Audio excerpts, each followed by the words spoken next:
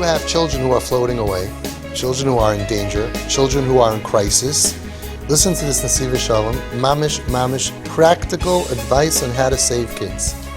Ha'oid avichai. Vayomer Yosef el Echav, ani Yosef ha'oid avichai. Yosef tells his brothers, I am Yosef, is my father alive? So he asks as follows, L'chayr tzarech bir. Shari kvar betchila, kashabohu achem al Yosef bepam hazois. Shal oisam hashalom avichem hazaken asher amartem oidenu chai. He already asked them the first time when they came, is your father alive? So why is he asking now? V'heshav loi oidenu chai. They told him he's alive. V'lama shayalim shuv ha'oid avichai. Why does he say, Ani Yosef, is my father alive? Kein tzarech bir haloshin ha'oid avi, my father chai loshin yachid. Madu alei amar ha'oid avinu chai. Once I'm saying, I'm your brother Yosef, it should say, is our father alive? Why does it say only b'loshin yachid? Oid yesh loimer, oid yesh lahakshais, shaloi metzinu tshuva b'divrei ha'achem asher lezu. Also, he asked the question. They never answered it.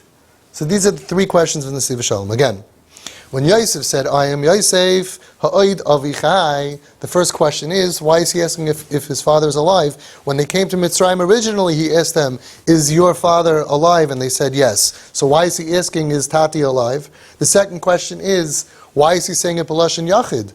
You should say, oid avinu chai, because he just said, I am your brother Yosef. Why does it say oid avichai? And the third question is, how come they never answered this question? If you look at it, they never answered. So what's going on over here with these words? Ha'oid avichai. V'yesh levaro inyan behegtem bir. First we have to understand, we have to explain. Mashenemar b'Yaakov vayima'in lisnachim.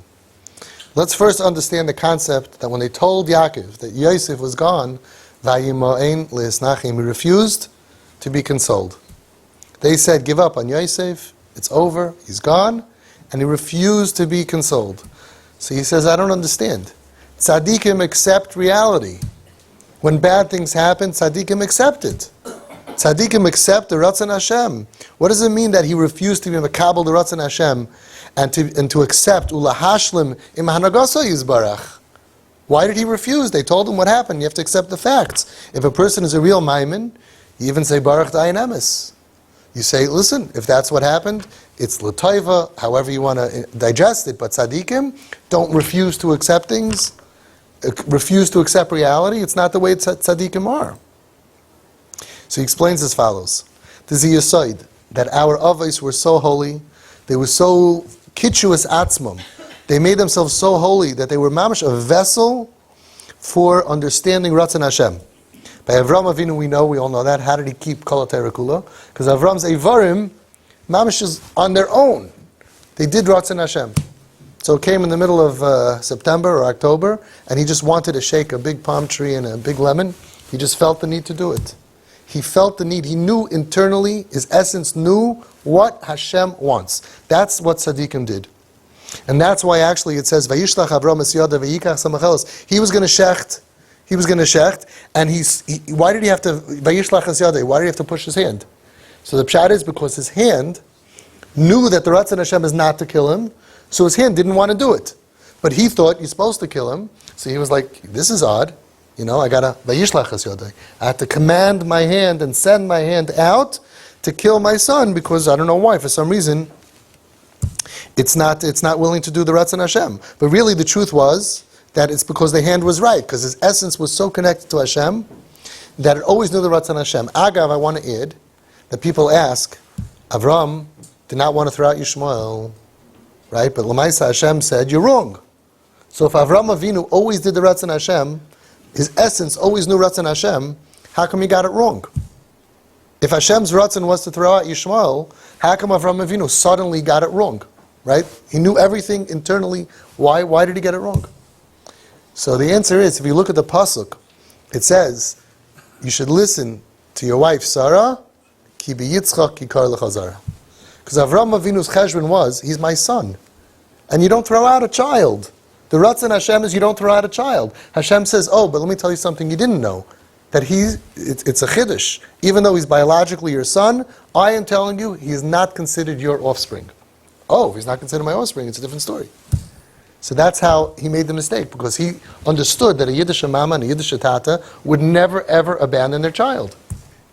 What's your question? What about Sarah? Sarah wasn't his mommy. Sarah said, throw out the housekeeper's kid, is ruining my kid. Of course she wanted him out. Shaila's Avram Avinu, why didn't he agree? The teretz is because he knew he's my son, and I never will abandon my child. And why did Hashem say that you're wrong? Because we are not allowed to abandon our children. That child, right?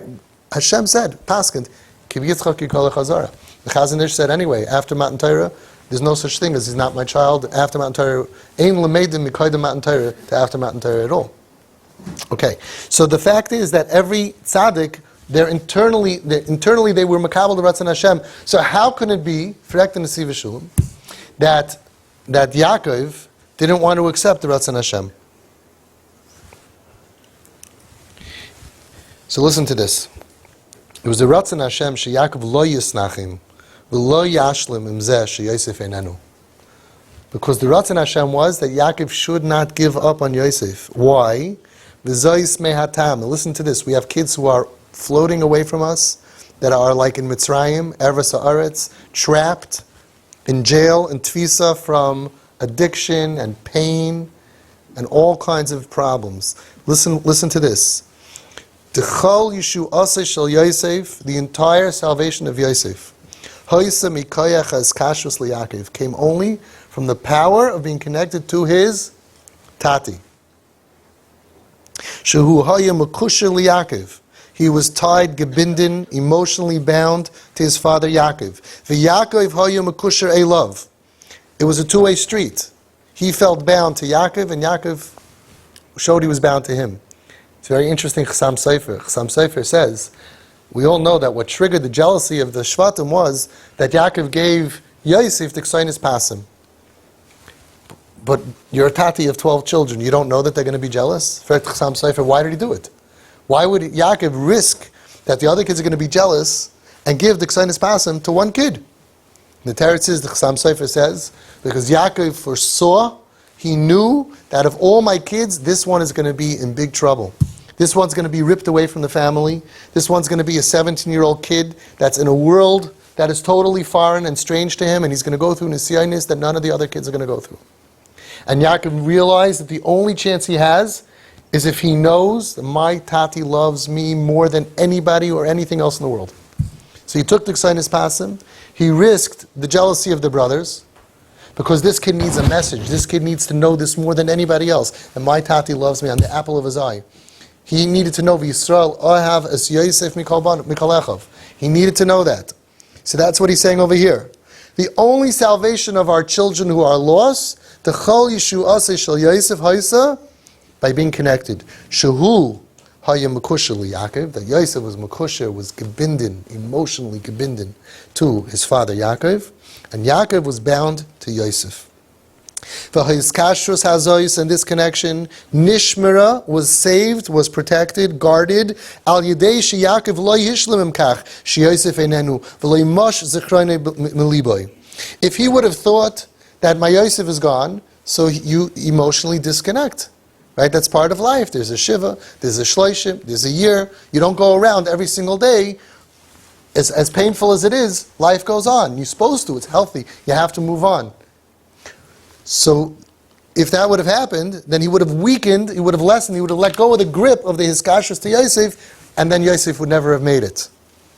V'zeh she'amar Chazal, sheb'shas ha'nesayin, we all know, niris loy dumus tiyukne shel aviv. At the time of the Nisayin, that the Medrash says that the Nisayin was stronger than Yosef, it was al-tivis, it was supernatural, he could not win on his own. So what happened? He saw his father's dumus, he saw the dumus of his father. Achim hoye Yaakov mashlim chas v'shalom. I'm sorry. Sheb'shas ha'nesayin niris lo dumus tiyukne shel aviv. Shezeh hoye mikoyach ha'eskashrus liYaakov. When he saw his father's face, if he sees his father's face and he thinks, oh, that guy will be so happy to get rid of me, right? He wishes I was dead. He wishes I was out. He's looking for the delete button. Then forget about it. There's no koyach, no energy coming from that. But because he saw his father's demus, he saw that demus, and he realized, I am connected to something. That my tati wants me. My tati believes in me. Acham hoyu Yaakov mashlim chas v'shalom im zeh sheyosef einenu u'masiach dato mimenu chas v'shalom mahoyu yachal likros. Who knows what would have happened? Because it's a real power. Kamayim apanim lapanim kein leva adam la'adam. You feel what the other person feels about you. You feel their concern. And if the father is at night thinking, I had 12 kids, now I have 11. I have a lot to be thankful for. We can move on. Nebuch, like some people feel. Nebuch. Then the kid automatically, it's not a joke. Then when they need to draw energy and power, they can't. They can't. We always say this story, but it's so powerful about this girl who decided to kill herself. And she said goodbye to Facebook, goodbye to the world, which is terrible. And then she started to kill herself, overdosing with pills. And in the middle, mamash a miracle, her mother called her. And when she saw the picture, the mustiyuknai shel imay, she saw her mother's face. At that moment, if she would have felt, they're better off without us. They're better off without me. I'm such a pain. I caused them so much aggravation. They're crying so much, right? She's better off without me. She would be gone. But she saw the mustiyuknai shel imay and she said, I can't do this to her because I know that she will never ever get over me. And she called herself Hatzalah, pumped her stomach, and she's alive today, years later, because of that. That's the Musyukna Shel Ava V'imi that's so powerful that they're going to need to draw power from. They're going to need to draw energy from. To have that extra power, al tivis, supernatural, above addictions that are too strong for them. But if Yaakov would have detached himself from Yosef, he would have let go of that rope, who knows what would have happened, says the nesivas shalom. Because of that power, and by the way, nesivas shalom says in a different place that what you should do is you should be thinking about your kid and being ma'ir a love, ahava v'chemla b'li gvul.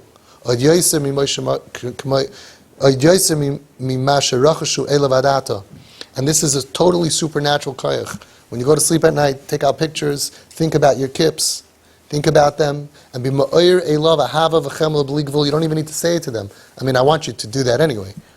Right? But that's supernatural. Kamayim apanim apanim. They feel it. They feel an energy. If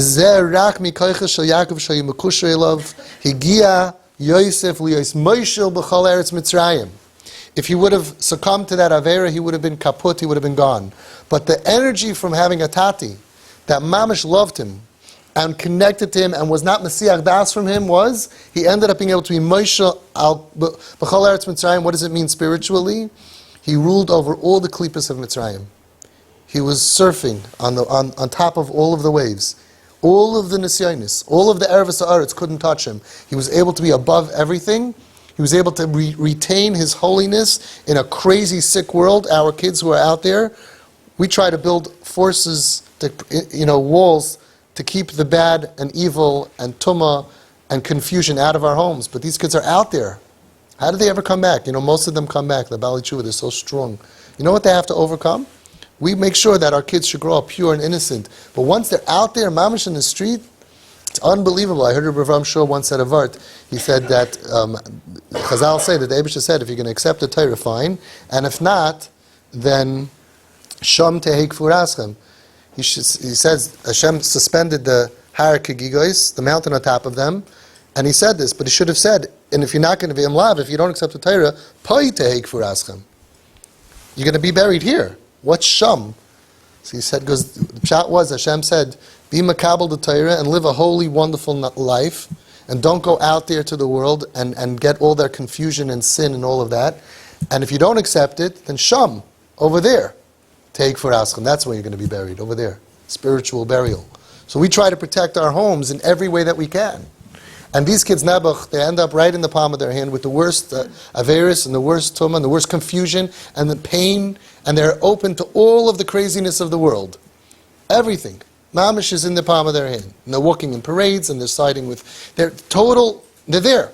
And they still come back. But how can they come back? How can we expect our kids to be Moishel B'chol Eretz America, B'chol Eretz, the world in this century, which is probably, I don't know what the klipas of Mitzrayim were and the erevas haaretz of Mitzrayim, but I can't imagine that it's anywhere near the klipas that we're dealing with today, that people don't even know if they're left or right, if they're straight or crooked, right? They don't know if they're, a man or a woman? People could be so confused. Open up a Gmail account. This is still kosher, even with a filter you can do this.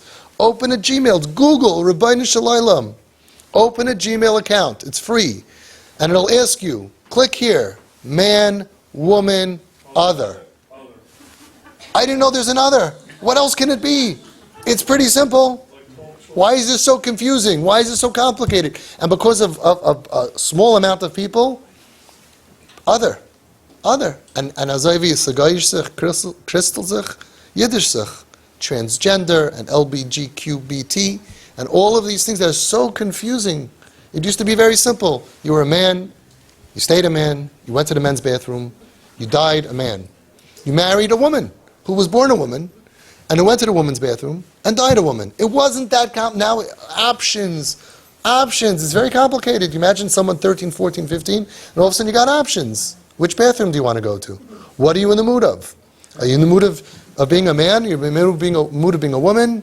Are you in the mood of being a man who feels like a woman, or a woman who feels like a man who feels like a woman who feels like a man? Which bathroom are you going to go to? It's very complicated. And what happens if you're in the middle of going to the bathroom and you change how you feel? Like, what happens then? Then you find yourself in the middle of nowhere's land. It's mamish horrible. So it's such a confusion. B'chol klipas eretz ha'aretzum laya d'sayu v'vayu. Wow. So Yosef only managed to do it because he was holding on to a skashus. He was holding on to a cord. He was holding on to a rope. And on the other side of the rope was who? It was Tati. In the first year of TP. This is unbelievable that this mother came up with this. One of the best TP moms. Unbelievable, inspirational. And her son was traveling somewhere far away with the ponytail and everything. And she had such a hiskashus to this kid. And she didn't want him to be in danger, alone, far away from home, in Ervis, wherever he was going to. And at the airport, she came up with a brainstorm. She pulled him in close, and she said, listen, we're doing a surgery. He said, a surgery? What kind of surgery? She said, make believe this is a string, and I'm attaching it to my heart. I'm tying it here around my essence, around my heart. I'm tying this around. And this is a string, and she went like this into his chest. And now I'm tying it into your heart. And now our hearts are connected by an invisible rope. And wherever you go, wherever you are, you just tug on that, and I'm going to feel you in my heart. And he said, he used to at night, if he was scared, if he was alone, he would give it a little tug. And she would tell him on the phone, by the way, last night I tugged you. Did you feel it? Yeah, mommy, I tugged you. And they felt connected. And Baruch Hashem, this boy came back from the abyss, married, wonderful, beautiful, mamish wonderful. Because a mommy and a tati who didn't let go of that rope. So Yosef is holding on to this rope, and on the other side is a tati. If tati would have thought that he's gone, give up on him, so that he would have weakened his grip on it, the kid never would have made it out. Think about how many parents, which is such a chaval, because most of the kids come back. And they're parents who are advised by people, oh, this can't come back. I could be made. We've had kids come back from every kind of situation. There is no situation where a kid cannot come back. I worked with a kid who shmad. He shmad. He walked around with a cross. He shmad. Today, that kid, you can go meet him. From Erlach, married. I was at the wedding. Just had a baby. I just saw his father a couple of weeks ago. He just had a baby. So anything. I've been a kid who came to me, the first time I saw him, he said, I'm gay. The kid was convinced for years that he's gay. He's married today to a woman. From comes to my house. I mean, there's no such thing this kid, no way. We've had kids in TP come back. We have today, Kanai Nahara, almost 80 from kids. To be from means you have to be alive, clean, stable, emotionally strong enough to re-embrace Yiddishkeit and to live a from life. Come on, I'm at the weddings. And people go ahead and they tell parents, no, let go. Or Nebuch, Rachmana Litzlan, and I'm not anti-therapy, but I'm anti-this. You have to, what do they call it? They tell you, you're too entangled with this kid. You're too close to this kid. What's the word? There's a word. Enmeshed? No? What? You're codependent. You have to begin to, what's that word? They have a famous word. You're too attached to the kid. You have to detach. Yaakov Avinu. Vayima'en lisnachem. You have to detach Yaakov. Come on, get over it. There's a reality. Kid's not coming back. We got blood here. I'm telling you, this kid can't come back. And they give advice to parents. You have to detach from your child. He's codependent. He has to become a choice. They hit rock bottom. All of this garbage. It's an asayin that's too strong for them. Why are you giving up on them? They're going to come back, like Reb Shimshon Pinkus said, Be'ezras Hashem kulam chozrim. They all come back. Right? Our job is to just to be there for them and never let go. So listen to what he says. Va'al kein ha'yizeh ratzon Hashem sheYaakov lo yashlam im hadara im hedroi shel Yosef v'yachshav shu adayin chai ve'ivarav shel Yaakov kimu es ratzon Hashem. Hashem wanted Yaakov to feel in his ratzon, in his bones, that Yosef is alive, and therefore his bones taka follow the ratzon Hashem. V'al derech mashal. It's a mashal. La'adam shenafal lishol tachtis. Somebody falls way deep down. He's gone. Somebody falls into a 500-foot pit. He's gone.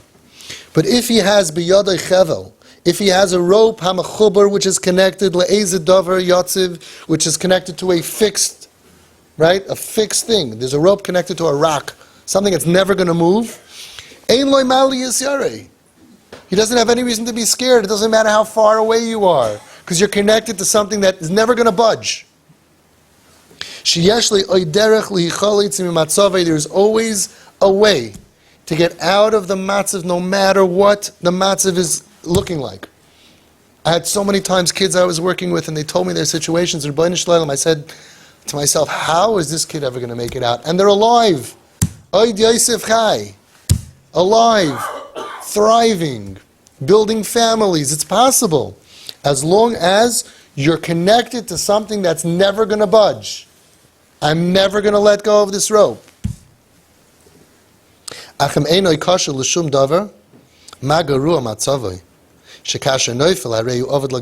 you're not connected to anything that's strong and that's never going to let go of you, it's really bad news. Because if you fall, you could be lost forever. Like the famous medrash that he brings down in Shabbos many times. There was somebody who was drowning in the ocean. The captain threw out the chevel, the life preserver, to him. And he screamed out to him, hold on to this rope.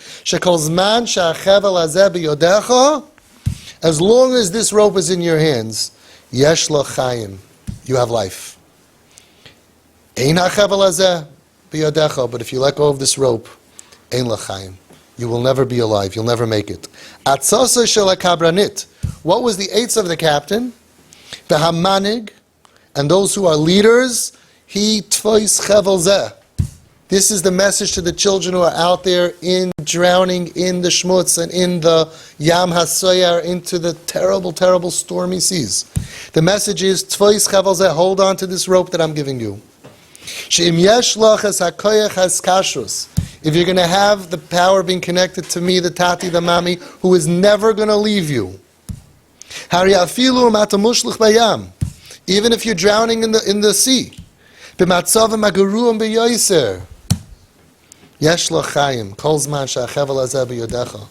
You should give your kid a rope. And you say, hold on to this no matter where you are. As long as you're holding on to this rope, there's hope. You never let go, Shefala, and I will never let go. And there's a hope. You'll always get out of anything because we are together, we are a team. Kol zman she'achevel hazeh biyodecha yesh l'chaim. V'al derech zeh haya eitzel Yosef shemikoyches kashrus liYaakov hichsik maimed kol hazman. That's what happened to Yosef in Mitzrayim, because he was mekusher emotionally through an invisible rope. That only comes because the father and mother do not give up on the kid and believe in the kid. And because they were never Mesiach Das, they never let it slip.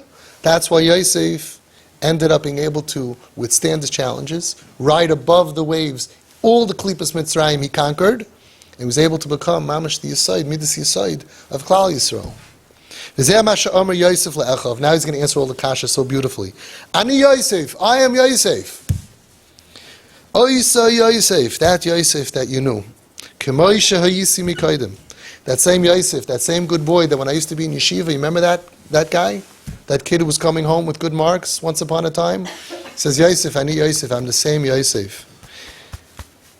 I want to tell you something. I am that same Yosef. Ata la'acher kol hanisyonis she'avarti. After every nisayon, all the challenges that I went through. V'la'acher shenayisi Moshe b'chol eretz Mitzrayim. You want to know why? V'al zeh hoysef ha'oid avi chai. Hainu, avi shali, my tati. Hiskashu shel avi elai ha'oidena chaya. Because the relationship and the connection between my tati and me, I'm telling you how I remained Yosef. Because oid avi chai, I'm telling you how I did it, because my tati, my relationship with my father stayed alive. Shadayin hakesher beinenu malei chiyus. With the same geschmack and the same connection. That's how I was able to be Yosef, even after everything I went through. Umavur oimrei avi b'lashon yachid. And now it makes sense why he said Avi, because he wasn't talking about our father as he physically alive. He was letting them know the reason that I was able to be Ani Yosef, the same Yosef as before, after everything I went through, is because I always felt that my tati, my relationship with him is alive. He already asked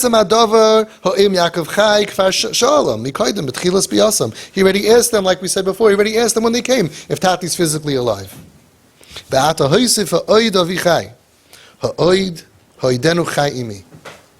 let you know that my tati is alive. He's alive in me. And he says so beautiful, it wasn't a question. Is tati still alive? It wasn't a shaila. And that explains the other question. They never answered him. You know why they never answered the question? Because it wasn't a question, it was a statement. I'm letting you know how I managed to survive. Wow, you went off to derech when you were 15, you were doing drugs at 16, you were selling drugs at 17, and you ended up here and there and everything, and now you see so many of these kids when they're older, and they're normal, and they're stable. Ani Yosef, but how'd you do it? Oid Avichai, because inside of me, every step of the way, I felt a lebedika kesher, his kashrus, to my tati and my mami, that they never let go of me. And that could only happen if, emotionally, you never abandon your kids, you never mesiach das from your kids, you never let go of them, you never give up on them. I don't care how many other kids you have. This kid is your kid, and you are going to carry him and hold on to him and carry him to that chuppah be'ezus Hashem. I have no doubt about it. And the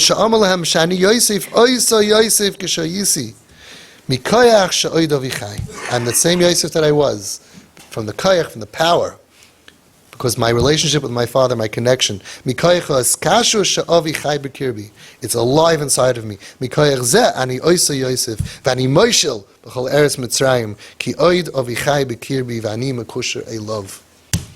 tanzen, we can dance on top of all the nisyonis, as long as you have a tati, even far away, that refuses to give up on you.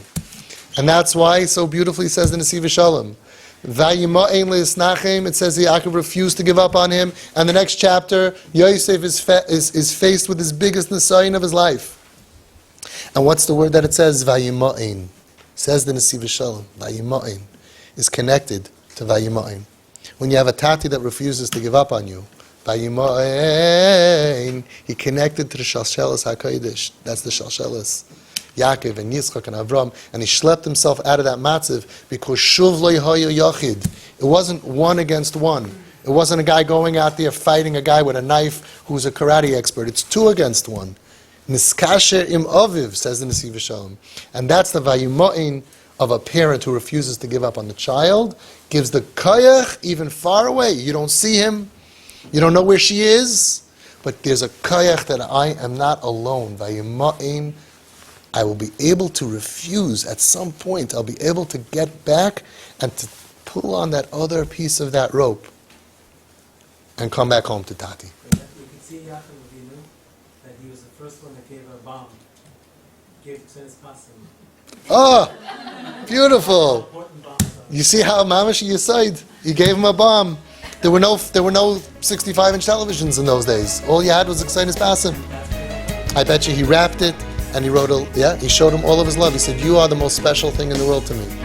That's the first bomb, first love bomb in the Torah. Beautiful.